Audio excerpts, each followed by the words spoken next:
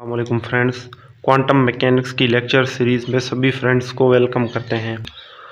आज हम सबटलिटीज़ इन plane wave equation को स्टडी करेंगे। तो प्रीवियस लेक्चर में हमने प्लेन वेव इक्वेशन के सॉल्यूशन को ड्राइव किया था, जो कि फ्री पार्टिकल के लिए जो वेव फंक्शन आता है और उसके अलावा जो एनर्जी फंक्शन है, तो इन दो चीज़ों को हमने प्रीवियस लेक्चर में डिस्कस किया था।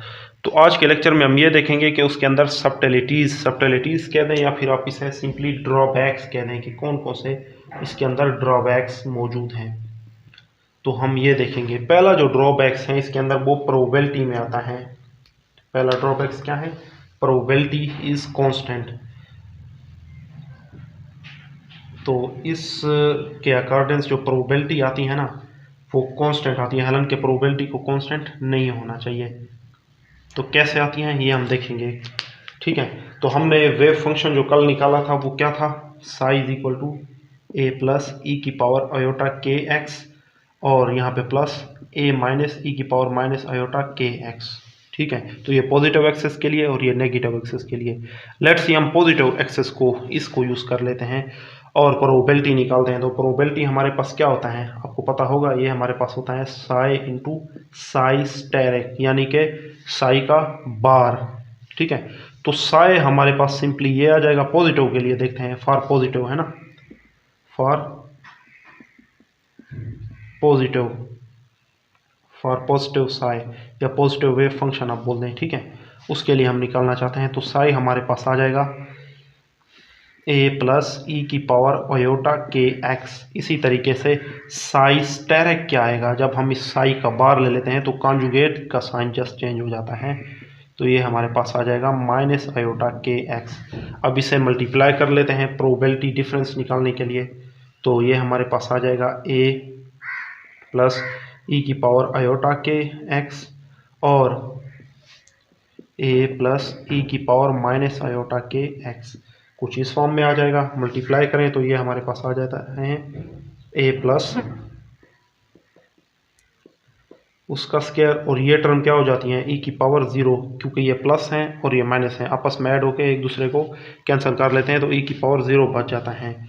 तो ये हमारे पास फिर क्या आ जाता है, P is equal to A plus का स्क्वायर, जो कि क्या है, कांस्टेंट है, कांस्टेंट वैल्यू है, कोई और इसके अंदर डिपेंडेंट वैल्यू नहीं है। ये ए तो कांस्टेंट ही है, ये कांस्टेंट नहीं है, ये ए है ना, ये तो कांस्टेंट होते हैं अक्सर। तो कांस्टेंट इसका आंसर आता है जब हम इसकी प्रोबेबिलिटी निकालते हैं वेव फंक्शन की, चाहे आप इसकी निकाल लें चाहे इसकी निकाल लें, पॉजिटिव या नेगेटिव की, तो हमारे पास प्रोबेबिलिटी क्या आती हैं, कांस्टेंट आती हैं, जो कि इसका ड्रॉबैक्स हैं प्लेन वेव इक्वेशन के अंदर। तो प्रोबेबिलिटी जो है ना कभी भी कांस्टेंट नहीं होनी चाहिए, लेकिन इसके अकॉर्डिंग जो है ना कांस्टेंट आती हैं। दूसरा जो ड्रॉबैक्स हैं इसके अंदर, वो चले पहले इसे रेस कर लेते हैं फिर वो लिखते हैं। तो दूसरा जो ड्रॉबैक है प्लेन वेव इक्वेशन के अंदर वो ये है velocity of particle and velocity of wave. Wave velocity और पार्टिकल वेलोसिटी का जो रिलेशन आता है इसके अकॉर्डिंग वो कुछ इस तरह से है। मोमेंटम ऑफ इलेक्ट्रॉन आपको पता होगा, जो मोमेंटम जो पार्टिकल का है, फ्री पार्टिकल जो घूम रहा है उसका जो मोमेंटम है वो कुछ इस तरह से है एच कट के, ठीक है। तो पार्टिकल की जो वेलोसिटी है वो उसके मोमेंटम से एसोसिएट है, क्योंकि उसका मास और वेलोसिटी का जो है ना प्रोडक्ट है उसका। तो इसे हम p को लिख सकते हैं एम वी, इस p को हम एम वी लिख सकते हैं। यहाँ पे छोटा सा p भी डाल दें ताकि पता चल जाए कि ये पार्टिकल की वेलोसिटी है, ये इक्वल टू है एच कट के। तो p की ये वाली वैल्यू हमने यहाँ पे यूज़ की, तो वेलोसिटी ऑफ पार्टिकल हमारे पास आ जाता है एच कट के बाई एम। इसे कोई इक्वेशन बोल दें आप, इक्वेशन नंबर 1। अब वेव वेलोसिटी क्या होती है? वेव वेलोसिटी जो है वो कुछ इस फॉर्म में होती है ओमेगा बाई के, ठीक है। वेव एंड ऑसिलेशन में आपने पढ़ा होगा कि किसी पार्टिकल की जो वेव वेलोसिटी है वो कुछ इस तरह से होती है। तो हम अपनी तरफ से जो है ना एच कट से इसे डिवाइड एंड मल्टीप्लाई कर लेते हैं यहाँ पे, और ये जो टर्म है एच कट ओमेगा, ये किस चीज़ के इक्वल है ये आपको पता होगा, ये एनर्जी के इक्वल है एच कट, ठीक हो गया कुछ इस तरह से, ठीक है। एच कट ओमेगा इस एनर्जी के इक्वल आ जाता है। तो इसे आप अच्छा, अब एनर्जी जो है हमने प्रीवियस निकाला था, तो वो हमारे पास था एच कट स्क्वायर के स्क्वायर, एच कट स्क्वायर के स्क्वायर बाई 2m। तो यहाँ पे एनर्जी की वैल्यू यूज़ करें तो जो वेव की वेलोसिटी है वो हमारे पास आ जाती हैं एच कट स्क्वायर के स्क्वायर बाई 2m, और एच कट के, इस तरह से। तो ये एच कट के और इस जो है ना स्क्वायर में से एक एक से कैंसिल, तो यहाँ पे हमारे पास बच जाता है एच कट के ओवर 2m। इसे आप बोल दें इक्वेशन नंबर 2। अब इक्वेशन नंबर आप 1 को डिवाइड कर दें 2 पे, ठीक है। सो डिवाइड 1/2, तो V P over V omega ये किस चीज़ के इक्वल आ जाएगा? तो वी पी हमारे पास है एच कट के बाई एम, और इसके बटे में वी ओमेगा वो क्या है? एच कट के बाई 2m। सो ये एच कट से कैंसल, एच कट के से कैंसल, और ये m जो है ना इस m से कैंसल। सो सिंपली हम अगर बात करें कि वी पी और वी ओमेगा जो है हमारे पास ये इक्वल टू आता है इस 2 के, ये जब ऊपर चला जाए तो फाइनल एक्सप्रेशन ये है कि V P is equal to 2v omega. तो ये रिलेशन आता है कि पार्टिकल की वेलोसिटी और वेव वेलोसिटी के दरमियान ये रिलेशन है, जो कि गलत है।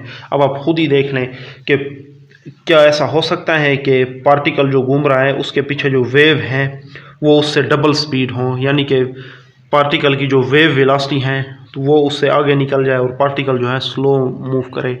तो ऐसा तो पॉसिबल ही नहीं है।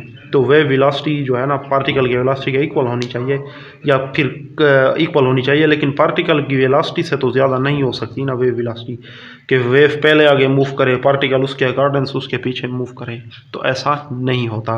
तो ये इसका सेकंड ड्रॉबैक्स है, velocity of particle and velocity of wave, ठीक है, कि इसका रिलेशन गलत आता है प्लेन वेव इक्वेशन के सोल्यूशन के अकॉर्डेंस। तो एक और भी ड्रॉबैक्स हैं इसके अंदर, वो क्या है वो भी अब हम देख लेते हैं। थर्ड ड्रॉबैक्स इसके अंदर ये है कि नॉर्मलाइजेशन अगर हम इसकी निकालें इस सोल्यूशन की तो वो इनफाइनाइट आता है, हालांकि ये फाइनाइट आना चाहिए लेकिन यहाँ पे इनफाइनाइट आता है। तो इसे देख लेते हैं कि माइनस इन्फिनिटी टू इन्फिनिटी, तो हमने जो चले पॉजिटिव एक्सेस के लिए ले लेते हैं, तो a प्लस ई की पावर माइनस आयोटा, ठीक है। पहले स्टेरिक हमने लिखा है तो चले पहले आयोटा के एक्स लिख लेते हैं, फिर इसे मल्टीप्लाई कर लेते हैं a प्लस ई की पावर आयोटा के एक्स, तो यहाँ पे dx, तो ये हमारे पास आ जाता है सिंपली a स्क्वायर, और यहाँ पे क्या आता है minus infinity to infinity dx। तो हम इसे लिख सकते हैं a प्लस स्क्वायर, और इसका जो आंसर आता है वो हमारे पास आता है x, है ना, इस इंटीग्रेशन का। तो यहाँ पे माइनस इन्फिनिटी टू इन्फिनिटी, तो आप इसके अंदर पुट करें तो ये क्या आ जाएगा? इन्फिनिटी आंसर आएगा ना, है ना, अगर लिमिट पुट करें तो a प्लस स्क्वायर, और यहाँ पे आप पुट करें इन लिमिट्स को तो ये हमारे पास आ जाएगा इन्फिनिटी, तो नीचे वाली है माइनस माइनस प्लस इन्फिनिटी, तो टोटल आंसर क्या आएगा? इन्फिनिटी। यानी कि नॉर्मलाइजेशन जो है ना इसके अकॉर्डेंस इनफाइनाइट आता है, इन्फिनिटी आता है, जो कि गलत है। नॉर्मलाइजेशन इनफाइनाइट नहीं होना चाहिए बल्कि ये फाइनाइट होना चाहिए एक्चुअल में। तो ये इसका थर्ड ड्रॉबैक्स है। तो बुक के अंदर भी ये 3 ही ड्रॉबैक्स इसके मेंशन है, तो हम इन तीनों को ही फॉलो करेंगे। अब जो इसका कंक्लूजन है सब इस प्लेन वेव इक्वेशन के लिए, अब हम इन तीनों ड्रॉबैक्स को स्टडी करने के बाद क्या कंक्लूजन निकालेंगे, तो उस कंक्लूजन को भी लिख लेते हैं। तो अब हम इसका कंक्लूजन लिखेंगे, वो क्या है? A free particle can not be denoted या रिप्रेजेंटेड बाय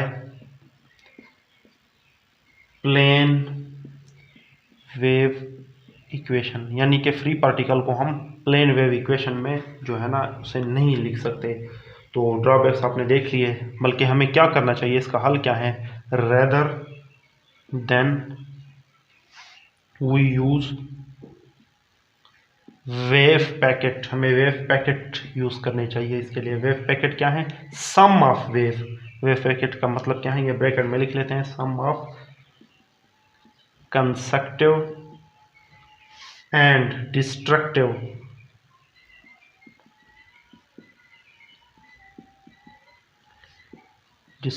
वेव्स। तो इसे हम वेव पैकेट कहते हैं, sum of constructive and destructive wave को हम वेव पैकेट कहते हैं। तो हमें वेव पैकेट यूज करना चाहिए, और उसका क्या इक्वेशन है, तो हम इस इक्वेशन से उसे कर सकते हैं, x इंटू टी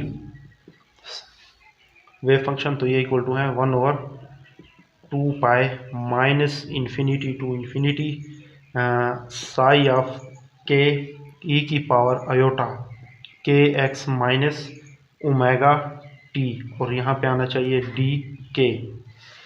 तो ये वाली जो है ना, हम वेव पैकेट या सम ऑफ कंस्ट्रक्टिव एंड डिस्ट्रक्टिव जो है ना ये वेव, इसको यूज़ कर सकते हैं। ठीक है, तो ये जो है ना कंक्लूजन में ये बात भी आपने लिख के आनी है। सो आई होप आपको जो है ना ये क्लियर होगा। अगर कोई भी डाउट है तो आप कमेंट में पूछ सकते हैं। ओके, अल्लाह हाफिज़।